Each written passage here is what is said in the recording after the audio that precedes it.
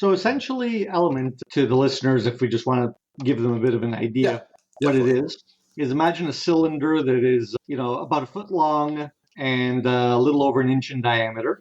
So it's a rod, if you will, a small tube. And inside of it is a solid chemical charge. And that charge, instead of being like an extinguisher where there is a compressed gas cylinder that releases either a solid or a chemical of some kind, this is a solid chemical that you strike the way you sort of do a road flare, and it initiates a chemical reaction.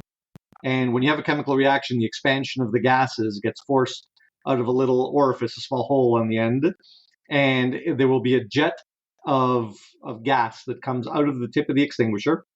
And that gas chemically interrupts a fire without robbing breathing oxygen and without making any kind of mess. Warning. The 4x4 Canada podcast contains discussion about exploring mountains, camping beside lakes, and enjoying the outdoors. Guests also talk about jumping race trucks side by side, racing 1,000 horsepower rigs across mud pits, and jumping monster trucks over stacks of buses. None of this is for the faint of heart. The 4x4 Canada podcast is not responsible for bringing out your inner adrenaline junkie or making you want to get out there and explore the back roads from coast to coast. The 4x4 Canada podcast is not responsible for broken parts due to jumping your vehicle, hitting mud poles too hard, crossing deep streams, and doing other dumb shit. However, we will take credit for inspiring you to explore mountaintops, spend quality time outdoors with your friends, or meeting new like-minded people, and most importantly of all, following your dreams. Hey everyone, welcome to the 4x4 Canada podcast. I'm your host Wes, and tonight we have a special guest, Rob from Element Fire Extinguishers, and we'll talk to him about a second about what the Element Fire Extinguisher is and what the voodoo powder or voodoo juice is inside of those things that puts out the fires so quickly and easily without having to lug around a 5 or 10 pound fire extinguisher. A couple quick notes. I'm missing Trisha tonight. She's on holidays, and hopefully she'll be back with us next week. And just want to give a shout out to all of our listeners that have been following us and commenting on Instagram. Love you guys. Keep it up. And you can check us out at 4x4 Canada Podcast on Instagram and Facebook. If you like what the show is about and you like the guests, etc., please share it with your friends. We are the #1 rated Canadian-based 4x4 and off-road overlanding podcast in Canada. We are the only one, but that doesn't really matter. We're still #1. But yeah, please share it out. And that helps us with our numbers, helps us work out with advertising and working with different companies for some really unique projects we got coming up. So without further ado, Rob from Element Fire, welcome to the show. Thank you for having me, Wes. First of all, we'll mention at the end, we'll put it in the show notes as well. The Canadian website is elementfirecanada.com. Instagram and Instagram is official Element Fire. Folks can purchase the Element on your website, online, but I know a lot of 4x4 shops also stock it. I know that Overland Garage in Burnaby has it, in Burnaby, BC. The Red Bear Outdoors in Toronto, they have it as well. So there's a lot of stock at a lot of local 4x4 shops and performance places as well, but you can also buy it online at elementada.com. Let's get into it, Rob. Basically, the Element Fire Extinguisher is a compact fire extinguisher, like I said, made of some weird voodoo stuff that automatically puts fires out somehow. It reminds me like a road flare is pretty much how I would describe size-wise. And I mean, obviously it works. The size is the first thing people notice and probably creates a little concern. How can a small, tiny little road flare size fire extinguisher put out a fire that, say, a 5 or 10 pound fire extinguisher can do or even has problems with sometimes? How does that all work? So essentially, Element to the listeners, if we just want to give them a bit of an idea what it is imagine a cylinder that is, about a foot long and a little over an inch in diameter. So it's a rod, if you will, a small tube. And inside of it is a solid chemical charge. And that charge, instead of being like an extinguisher where there is a compressed gas cylinder that releases either a solid or a chemical of some kind, this is a solid chemical that you strike the way you sort of do a road flare. And it initiates a chemical reaction. And when you have a chemical reaction, the expansion of the gases gets forced out of a little orifice, a small hole on the end, and there will be a jet of gas that comes out of the tip of the extinguisher. And that gas chemically interrupts a fire without robbing breathing oxygen and without making any kind of mess. So whereas with a regular extinguisher, when you pull the pin and you pull the trigger with powder type extinguishers, you get a really big mess. With an element, it puts out the fire in a chemical fashion. As I said, chemically interrupting the chain of combustion. We can get into the details of that a little bit later if you like. And the other cool thing is that because it's solid chemical, it never expires, never needs servicing. It's not affected by extremes of heat, temperature, vibration, or humidity. And it'll discharge 5 times longer than a regular extinguisher. So if you grab an extinguisher, pull the pin on it, you're going to get about 9 to 11 seconds of discharge. We get between 50 and 60 seconds of discharge with our 50-second model. And we even have a 100-second model, which is double the discharge time. Yeah, and that double, I was looking earlier online, but that double is quite a bit larger. It's like 30 inches or something like that long, right? Oh, no, actually, one is, I think technically one is 11 and 3/4 inches, and the other one is just under 14. So it's not much longer. Okay. It's only longer by about 2.5 inches. That's interesting. Okay, I thought it'd be a lot larger for a lot longer spray, or for lack of better terms. So you actually answered a lot of questions right in that first little bit. The one thing I really thought was quite interesting as I've been researching the Element Fire Extinguisher is the fact that it doesn't expire. You can put it in cold, you can put it in hot, or as hot or cold as anybody would want to be. Camels were sitting at 39 degrees today. So, but yes, you can go hot, you can go cold on it, and it can be stored any which way, right? It doesn't have to be standing up. It doesn't have to be laying flat. You can store it however you want, correct? Correct. As I said, it's a solid chemical and it's not affected by, I guess, vibration or humidity. What a lot of people don't know is that regular extinguishers suffer from something that's called compaction. Yeah. And what compaction is imagine your cylinder has a powder in it. And it's, you're driving along the road and that powder is being just slowly shaken a little bit. And you have hot and cold cycles that create condensation on the inside of the cylinder. So the combination of the humidity of the condensation and the powder being gently shaken around, you've created a minor cement mixer. And so you can have an extinguisher in which the gauge shows a green or a full charge, and you go to discharge it, and it's actually solid inside. Yeah, I've actually seen that myself on a off-road racing vehicle where it showed green, it was good to go, and there was an incident on a off-road racing track and went to use it, and it didn't work so well because we deducted because of all the vibration of jumping and bouncing and vibration of the vehicle itself that it had compacted. And that's a very important thing to us 4x4 guys, and even the overlanders. You're going along a lot of Forest Service roads, or you're going along a lot of off-roading, and your vehicle's bouncing and vibrating, and a regular fire extinguisher will compact. Like I say, I've seen it myself. Beyond compaction as well, in extreme off-road circumstances, you can actually have the head of the extinguisher break off just due to the inertia of bouncing around. We were lucky enough to support the Roth Sport Racing team in the Nora 1000, Nora 500, which they won both of them. And they were running Porsche 911s, which were, not the most common off-road vehicle. Really, really neat build on those cars. And of course, they ran into no issues at all with failures along the way. So let's hop into the racing side of things. We do have a lot of listeners that are racers. Mm-hmm. And so you can use these in replacement of a regular 5-pound fire extinguisher, and most sanctioning bodies are good with that. Correct. So the way it works is that most sanctioning bodies set their own rules with regards to racing. We have yet to come across a sanctioning body that has not accepted it.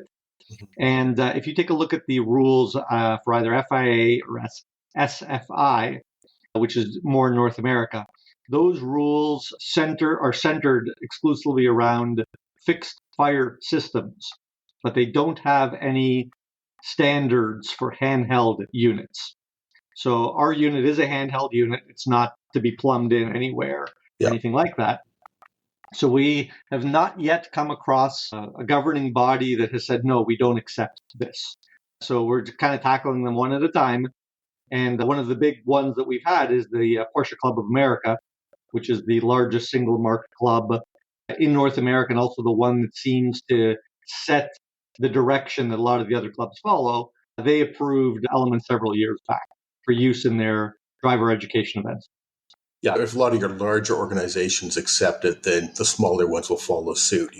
In Ontario, there's a lot of smaller off-road racing organizations. You got the Ontario Off-Road Racing Association. You got the TMR. They've got a series of the Ultra Fours in Ontario.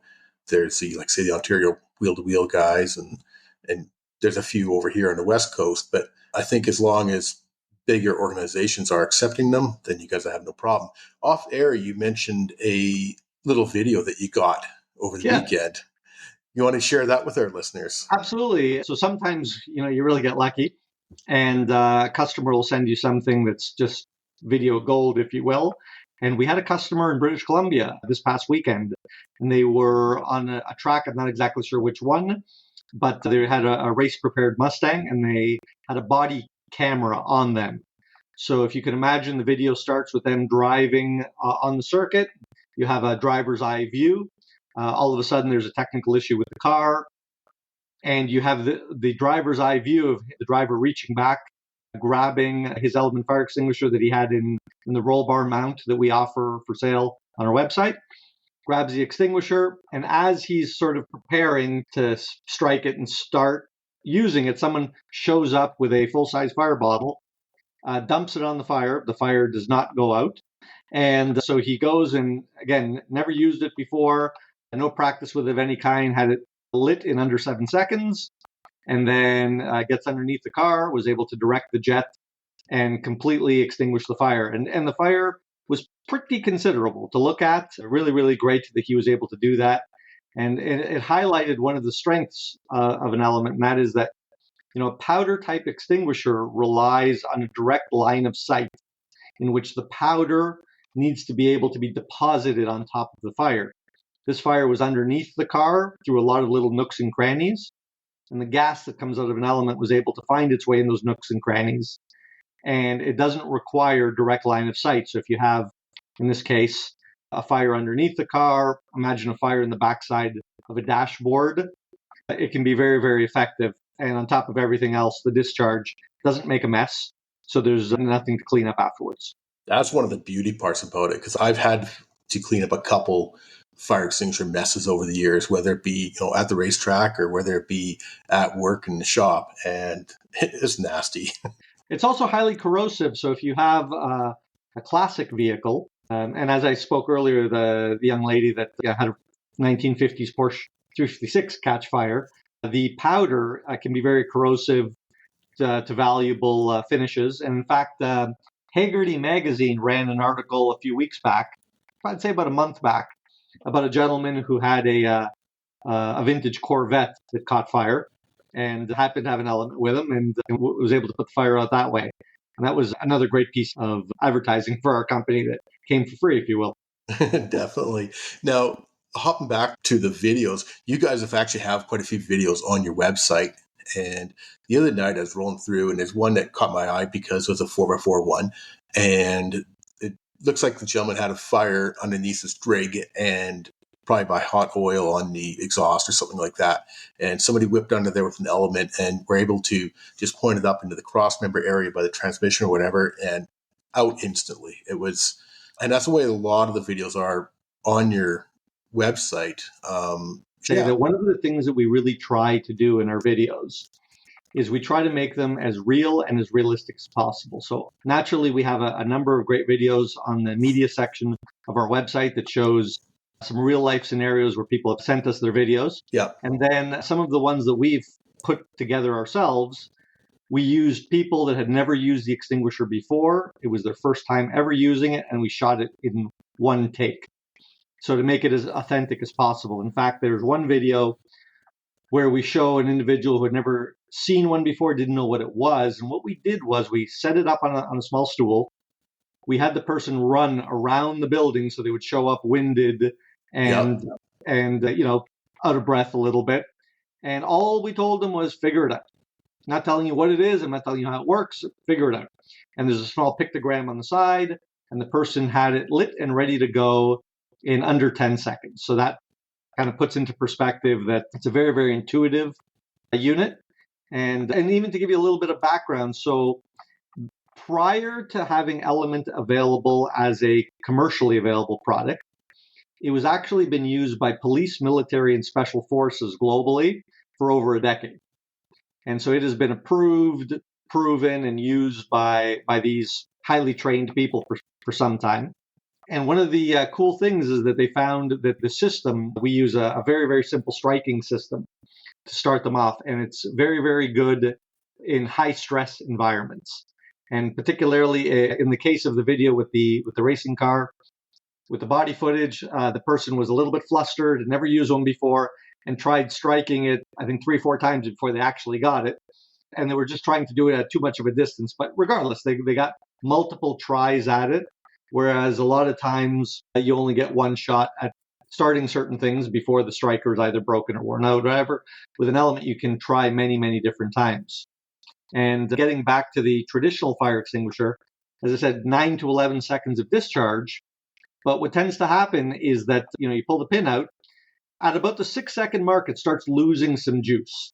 And someone who's never used one before, understandably, you kind of have to get your bearings a little bit. So it takes you a couple of seconds. You lose a few seconds. Yep. This is what it sprays like. This is what it feels like. And you're very soon into that period of time when it's already starting to lose juice. So it's like having only one bullet in the chamber.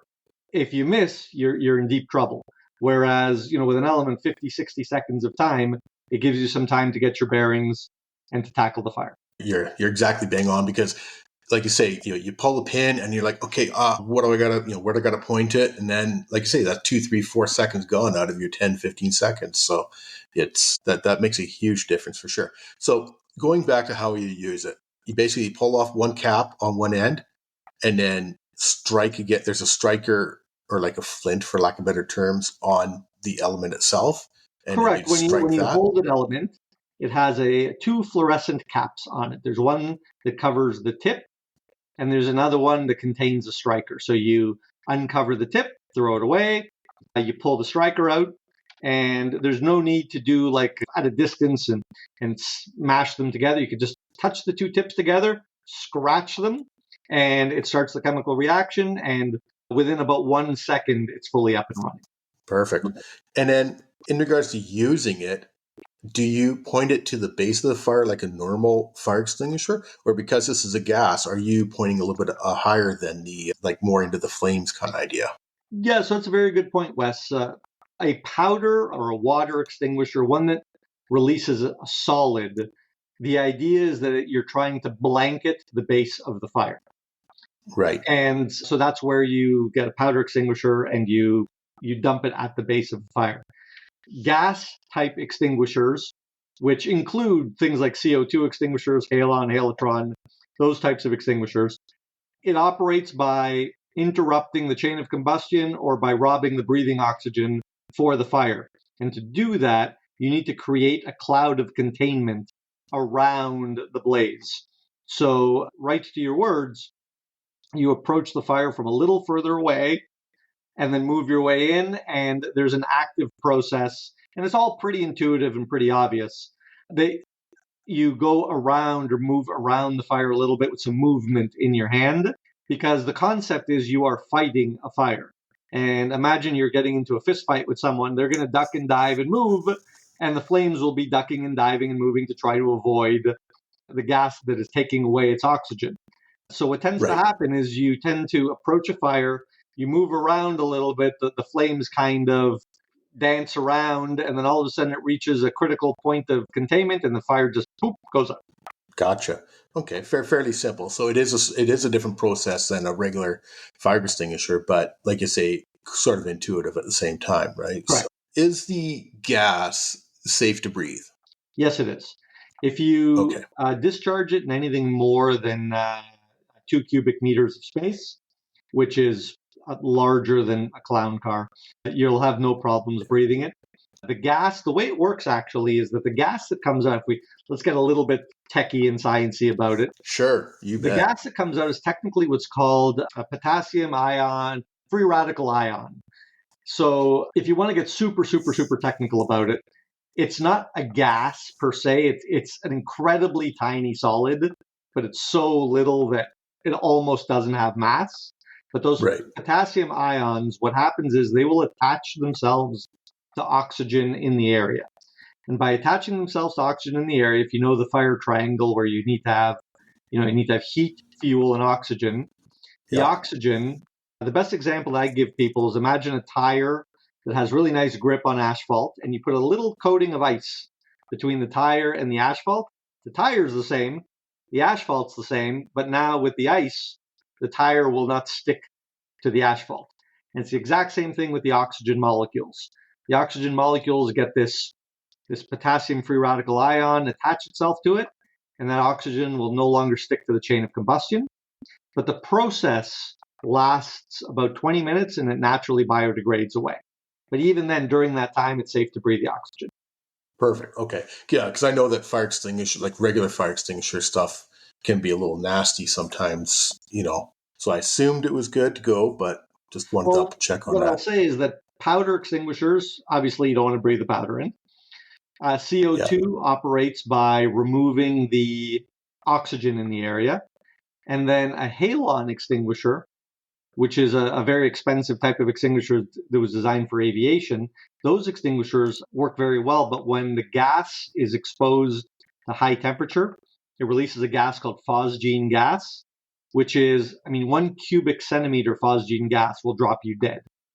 It is as toxic as it comes, or it can give you very severe nerve damage. So that's why you just cannot use halon in an enclosed environment. So most of our listeners spend a lot of time out exploring outdoors in their vehicles. Regular fire extinguishers are ABC rated. I know that A is for paper and wood, trash, etc. B is liquids like gas, oil, solvents, and C is electrical components. And I know that looking on your website and doing my research that the Element is ABC rated, but also K rated. Can you explain the K rated to our listeners? Absolutely. So you covered A, B, and C perfectly well. And C and K rated fires are kitchen oils and fats. And those extinguishers are normally set to a slightly different standard because the most common type of fire at home is a kitchen oil pan fire. And if you use a traditional, like red fire extinguisher on one of those fires, imagine you have a pan full of burning oil and it comes out at quite a high pressure. So if you shoot that at the base of the fire, it'll blow the burning liquid out of the pan and create an almighty fireball. Yeah. K-rated extinguishers for home, kitchen oils and fats normally have a slightly different shaped nozzle to try to reduce the amount of pressure that comes out of them. Now, one of the cool things about Element is that the discharge that comes out of it produces no thrust. So it allows you to have both the A, B, and C rating with the addition of the K because there is no pressure to push that liquid out of the pan. Gotcha. Yeah. It was funny because I was doing some research on it the other night and I got up and I looked at my fire extinguisher in my kitchen and it's an ABC, typical red, 2.5 pounder or whatever it is. And I'm like, that's actually not good because your exact reasons that you said, because I did some more research on it about the K because I saw that on your website. And I'll add as well that K-rated extinguishers normally come in a white bottle. So if you see white, that's for a K-rated extinguisher, and then ABCs normally come in the red bottle. But Element does them all. Element does them all. Good. The only type of fire that Element cannot handle is what's called the D-rated fire. And a D-rated fire is for combustible metals, magnesium, lithium. Those fires are what are called self-oxidizing. Meaning that they burn in the absence of oxygen. You could literally put it underwater and it'll continue to burn. Because Element works on the theory of negating oxygen to the fire, it doesn't matter if you've negated it or not, it's going to continue to burn. But I guess I'll add that there are almost no D-rated fire extinguishers in existence, and most fire stations don't even have them. They are incredibly rare. So you're talking about a real oddball type of fire there. Yeah, it's something that most people would never see in their lifetime, right? Correct. So one of my questions I had in my notes was, what about keeping an element in your kitchen? Obviously, great idea because it does everything that you need it, but also it's nice and small and compact, right? So you can mount it wherever you need in your kitchen. Same thing with your garage too, right? I was looking at some of your mounting, and you've got a magnetic mount as well that I saw on your mounting kits available. And so something like that you can slap inside of your toolbox and slide a hoist or wherever. So it's not just meant for vehicles. I mean, I think a lot of people seem to look at the Element Fire Extinguisher and just think of our vehicles, but it can be used around house as well too. You're absolutely right, Wes. What happens a lot of times, people will ask the question, is it good for A, B, C, wherever the no pun intended, I guess, is it good for other places other than your car? And the answer I always tell them is that fire doesn't play favorites. It doesn't care where it burns. Yep. So whether it be your house, your garage, car, motorhome, boat, off-road vehicle, whatever the case is, what you're talking about is the material that's combusting, not whether it's attached to a car or not. Exactly. Yeah, it was funny because I always thought of Element more for the vehicle, right? And I just never thought about it for the house. And I got doing my research on it. I'm like, yeah, that totally makes sense because it can do everything. It's got the ABC. It's also got that K. So I never really thought about it for the house. But yeah, it totally makes sense for the house and the garage and wherever else, right? So, well, as it happens, my background and my business partner's background is in the car world, mainly road racing and classic cars. So when we started off doing the Element project, because what happened was we recognized it was introduced to us. It's really cool technology that was being used by the military. And as it happens, the units that we sell are the exact same ones. They haven't been dumbed down or changed or whatever. It's the exact same unit that a special forces group would use. And when we started with this project, we realized that there was a great deal of education that needed to be done. And being car people, we decided to show it to the car world first. yeah. And as it happened, one of the really cool things that happened, I found myself in Southern California. And I was with a close friend of mine who happens to be a pretty famous car designer, but he's the guy that put the flower holder in the VW Beetle as an example. And while I was with him, we were at just a local car show in Malibu, and certain Jay Leno came up to him, introduced himself, and turned to me and said, "Hey, I'm Jay." And it's like, yeah, I know. And so I happen to have an element in my hand with me, as I tend to do when we go to the car shows. And my friend says to me, "Hey, tell Jay about what you got." So I gave him the 10-second elevator pitch. Jay looks at me and says, "I have 2 million YouTube followers. You should really come to the garage and we can show this to people." So he invited me to the garage, and we filmed a little piece and showed up on his YouTube channel. And that was really a great endorsement that we got from him. No doubt. Everybody knows Jay, right? So, and he's got so many followers, so you couldn't ask for better than that, for sure. So, I love that it's smaller than a regular fire extinguisher. The fact that a lot of times you got to worry about mounting it, going back to vehicles, for example. With a regular fire extinguisher, you always got to worry about how it's going to mount and easy access at the same time and stuff like that. But with it being a little smaller, you got a few more choices. I know on your website that on elementfirecanada.com, for those that are listening or want to check it out, there's a number of mounts that you guys have on there. And we've already mentioned the magnet mount, which, like say, go on the side of your toolbox or wherever in the garage. But there's also ones for the roll bar mounts you have. And you also have the seat rail mount, which to me makes total sense for a lot of us. So you can put it along the front of your seat, and then you kind of, for lack of better terms, forget about it until you need it kind of idea, right? So it's out of the way and easily accessible. So that one really makes sense to me. What else are you guys seeing for people mounting the Element Fire Extinguishers? The two other big ones that we have is we have a roll bar mount for mainly for competition vehicles.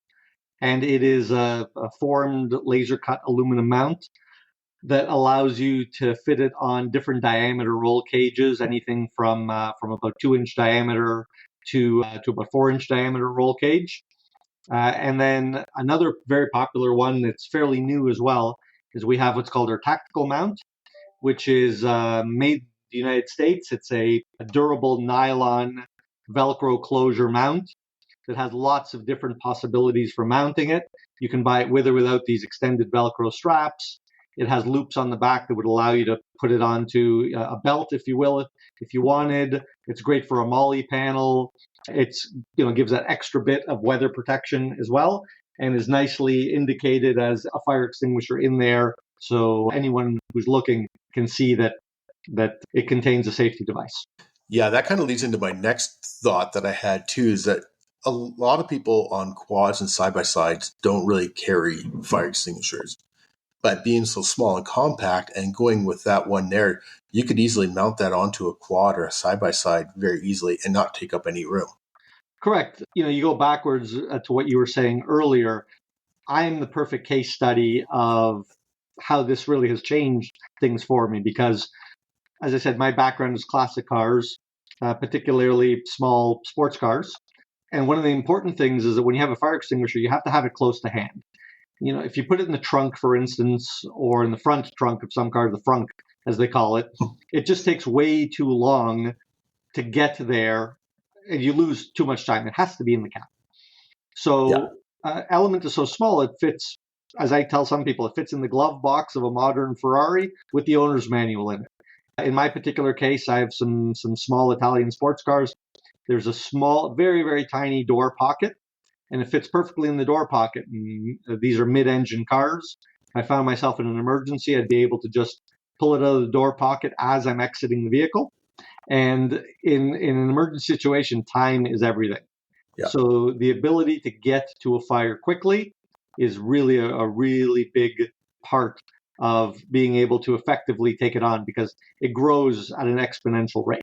I guess while we're on that subject as well, I would always, tell people that if you find yourself in an emergency at the side of the road, the number one priority, of course, is always your personal safety.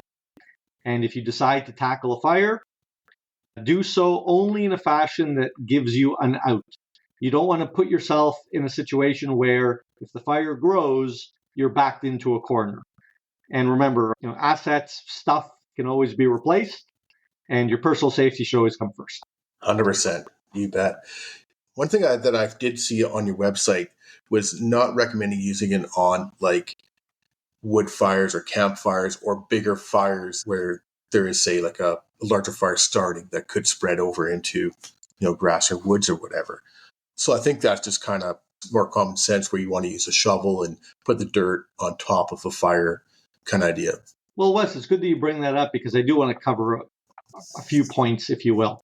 Yeah. So when you talk about a small handheld fire extinguisher, one of the big misconceptions that many people have is that the fire that it's designed for is much larger than what it's actually designed for. So small handheld fire extinguishers, whether it be an Element or anything else, the basic rule of thumb is that it's for a small trash can fire, kind of a waste paper basket size of fire, not a big oil drum that's burning or anything of that nature. That is already starting to get into a big fire. Handheld fire extinguishers are for incipient stage fires. You catch them as they're just small, they're growing, you put them out. But if a fire gets anything larger than the size of a small trash can, that's when the guys in the big red trucks should come by. On that subject as well, as you mentioned, that yes, on the website, we don't necessarily recommend it under two circumstances. Because what I will say is that any fire extinguisher, no matter what it is, I can create a scenario where I can make it look terrible. I don't care what kind of extinguisher it is. There's a type of fire that I can choose where I can make it look terrible. And I'll be perfectly transparent and honest. Let's make Element look really bad. The two places you can make Element look really bad is in outdoors where it's windy. Now, most fires take place in something enclosed, whether it be a small trash can, whether it be an engine bay of a car, nooks and crannies, as we talked about before. But, as an example, if you grab a pan of gasoline and you put it outdoors on a day that's a little windy, not only Element, but any gas type extinguisher will struggle because the wind is blowing it away and you cannot get that cloud of containment, as you speak. And then secondly, if we take that a step further, things like firewood, for instance, imagine an outdoor campfire. Element, even in still air, has the ability to put the fire out, but the embers continue to have temperature on them. So the temperature of the embers means that just a little breeze has to come by and it'll reactivate the fire. So where would Element be weak? Element would be weak, again, in an open setting where there is wind, which is consistent with any other gas type extinguisher. And that's why we also say we shouldn't recommend it on things like campfires, because although it will put the fire out, the embers still have energy and temperature. So in the case of a campfire, for instance, the best thing you can possibly use is water.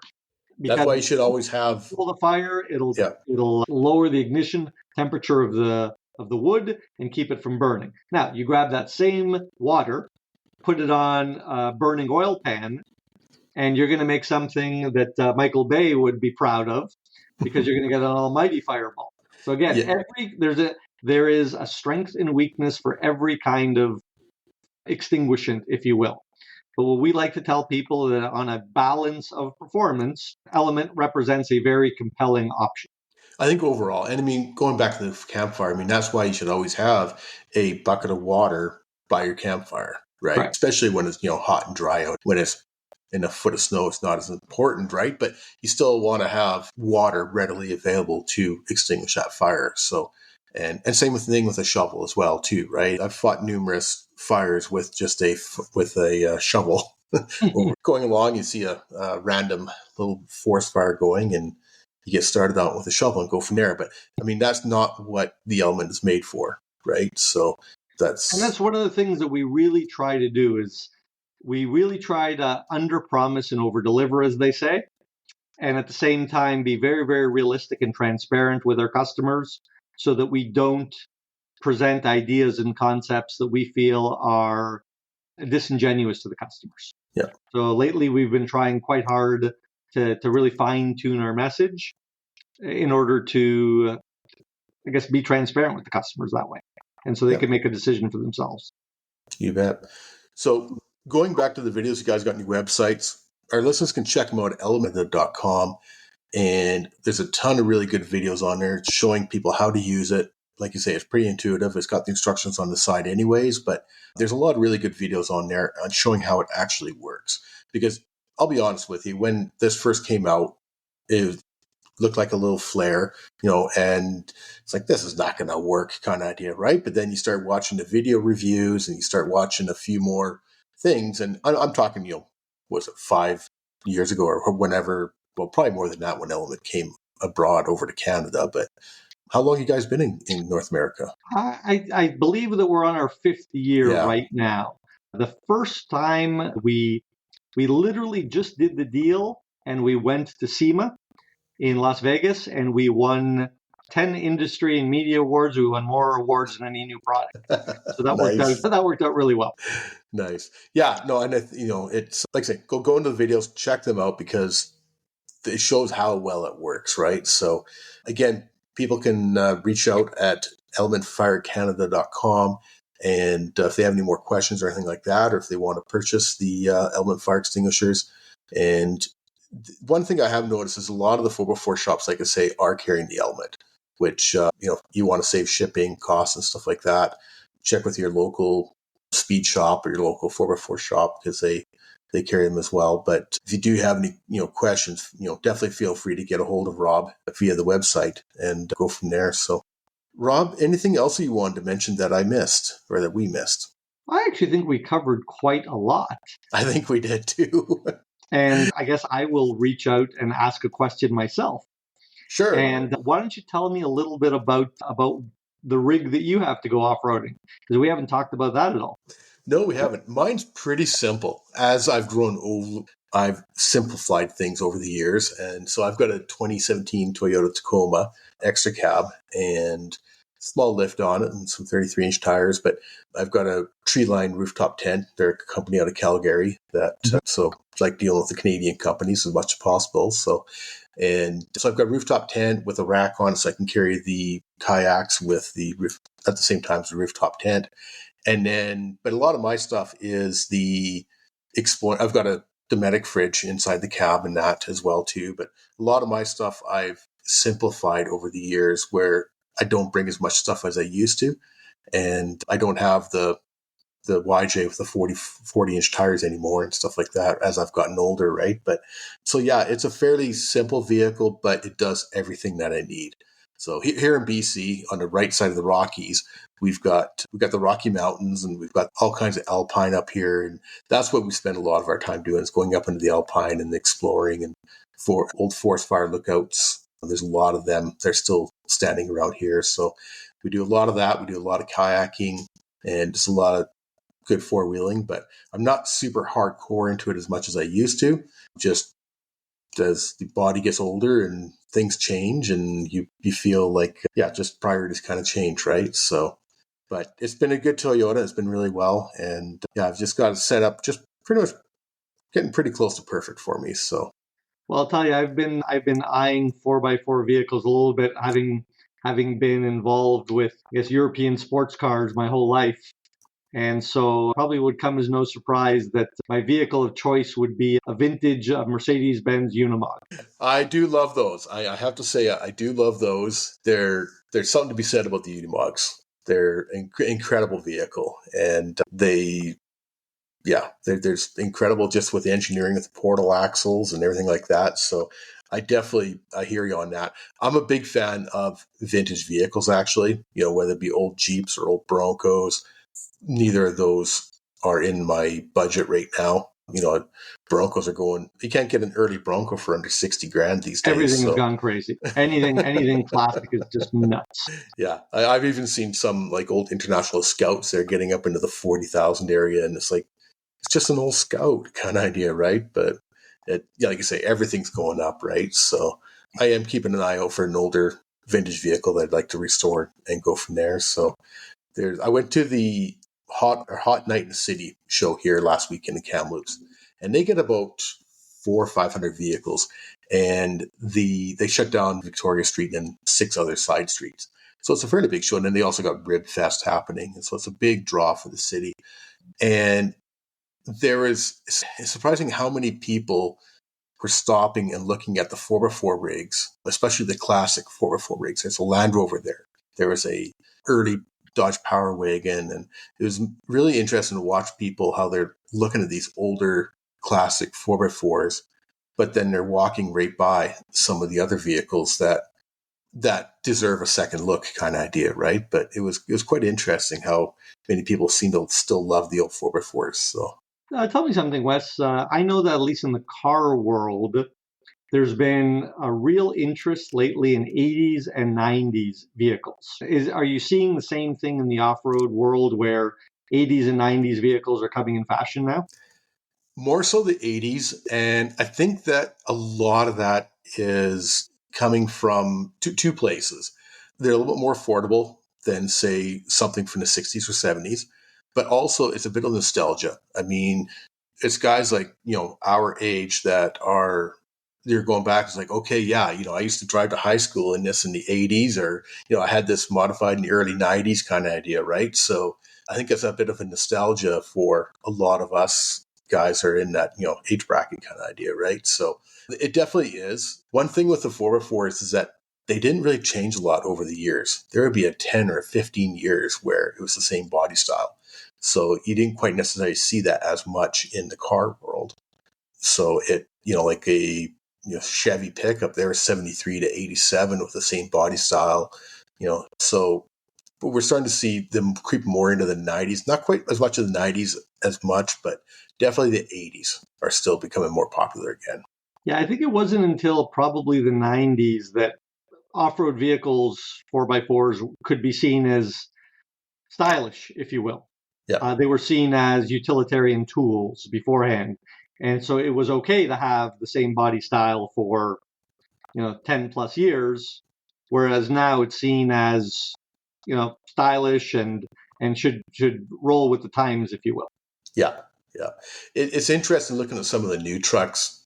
Some of them actually look really good, and there's some of them that, like the GMC 2500 or 3500, that with the headlights up on top, and it just looks to me absolutely disgusting. But they seem to sell, so everybody's still got their own choice with their own taste, right? But definitely, I'm more of a classic guy. So basically, anything from the '90s and earlier is still my preferred thing. So Same thing with me in regular cars. As it happens in Toronto this last weekend, I went to a show called Oblivion that celebrates 80s and 90s cars. Oh yeah, and it originated in California as a show called Radwood, which they started doing them all over the United States. And someone took over the idea in a Canadian version called Oblivion. They ran their 5th show this past weekend, and it was fantastic.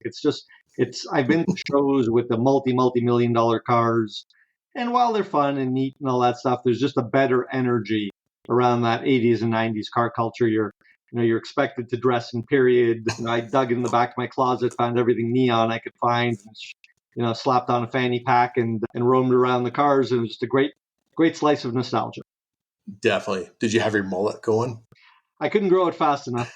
Yeah, it's interesting watching some of these cars shows. That obviously I've been a car fanatic since I was a kid, but going to a lot of these shows, like the one here in Kamloops last weekend, is really neat. You'd have a 82 Camaro sitting beside a 67 Vet, sitting beside a 72 K5 Blazer that's lifted up on 37s, kind of idea, right? So it's really neat walking by all these vehicles, and of course meeting the owners, and it was something that's never going to die. I mean, that's never going to change, right? So I do remember I lived in Toronto for about 10 years, and I went to a car show with my ex, and she actually got quite a bit into the shows as well, but she had never seen a start by hand vehicle.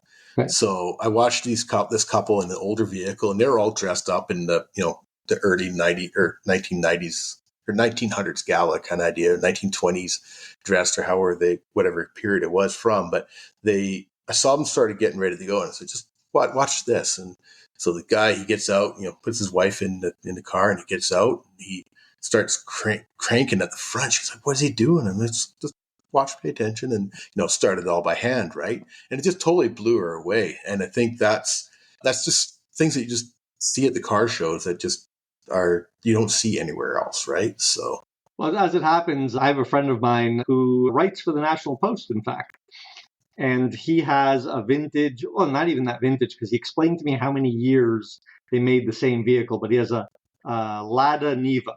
Oh yes, and they made them for a long, long time, the exact same version. Yep. And his has a crank on the front. And one of the things he'll do is he'll go to a car show and he'll just invite anyone along, see if you can get it started. It's damn hard, and there's a real technique to it. Yeah. And so you get these people that are pretty buff and strong, and they're just huffing and puffing because they can't get the thing turned over at the right timing to get it to fire.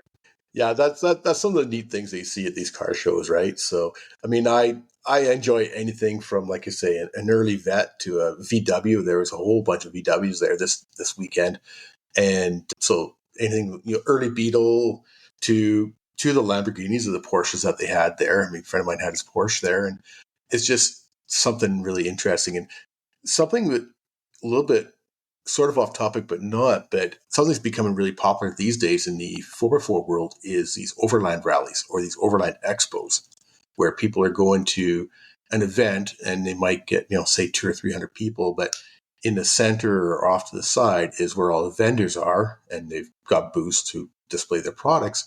And there's a lot of really neat vehicles that they're displaying there with all the latest gizmos and all that. But it's almost more fun to walk around the parking lot or walk around the camping area and see all these vehicles and how they're done up.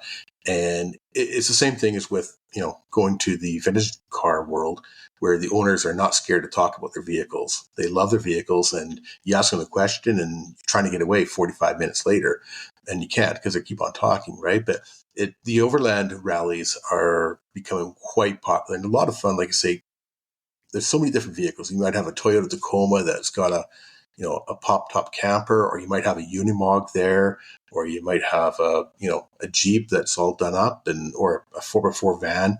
And I find them the most interesting part is actually walking around the parking lot or the camping area and just checking out all those other vehicles and what people have done to them. Well, it's interesting that you bring up overlanding, because when we started with Element, we didn't really know that overlanding existed, that it was a thing. Yeah. And so we started to learn a little bit about it. And of course, it exploded during COVID times, when people kind of went off the grid, and overlanding got really, really big. One of the interesting things that an overlander brought to our attention, which is obvious when somebody tells you, is that, if you're overlanding and you're sort of in the middle of nowhere and you have a fire, that's your livelihood. It's not a question of saving your truck. It's about saving, all of your possessions and your safety in the future. So we have found that Element's been very, very popular in the overlanding community because people value the safety associated with it. And at the same time, and as I said in the past, different extinguishers for different types of fires. People will carry multiple extinguishers, one of which is an Element, like in a kitchen area or whatever have you, or near an engine bay. And you can never have too much fire protection. But at the same time, there's an old adage in the photography world, which is the best camera is the one that you have. And so we feel that some of the major advantages of storage, life of the unit, and ability to get to it quickly makes it much more compelling than a traditional fire extinguisher that can have a lot of drawbacks associated with it. Again, storage, compaction, service, all of those problems that exist with a traditional extinguisher. Yeah, definitely. The overlanding is what really first got me thinking about with the Element, because I do, like I say, a lot of my friends do have them, and I've seen them at various shops, like say Overland Garage in Burnaby. I know he's got them in stock, but it's something like you say, you're out in the middle of nowhere. And then that's what got me thinking about the quads and the bikes and the side-by-sides and the dual sport bikes too, right? Is having fire protection. A lot of those guys don't have fire protection when they very well could need it. But when you talk about being in the middle of nowhere, we've also been fairly popular in the motorcycle world, where it could fit in a saddlebag. Yep. Again, there's an option where you don't even have an option. You can't carry a regular fire bottle in a motorcycle. It's been popular in snowmobiling. Mm-hmm. And another one that, again, you don't know it's a problem until somebody tells you, is in farm equipment. A combine that's in the middle of a field. You have a $300,000 combine. It can have a bearing fire. Yep. Or it can have a fire in the back of a dash, literally in the middle of a field. There's no time to kind of get back with a fire extinguisher to it. So having something small in the cabin is really handy. Also handy on something like a trailer, because a bearing fire on a vehicle hauler or a trailer of some kind, after the fire's been put out, if you put it out with a powder extinguisher, you're left with the next task, which is repacking that bearing at the side of the road. And powder from an extinguisher might as well be sand. Yep. And if you can put the fire out in a way that doesn't, give you other consequential damages or mess to deal with, it's one less thing to worry about.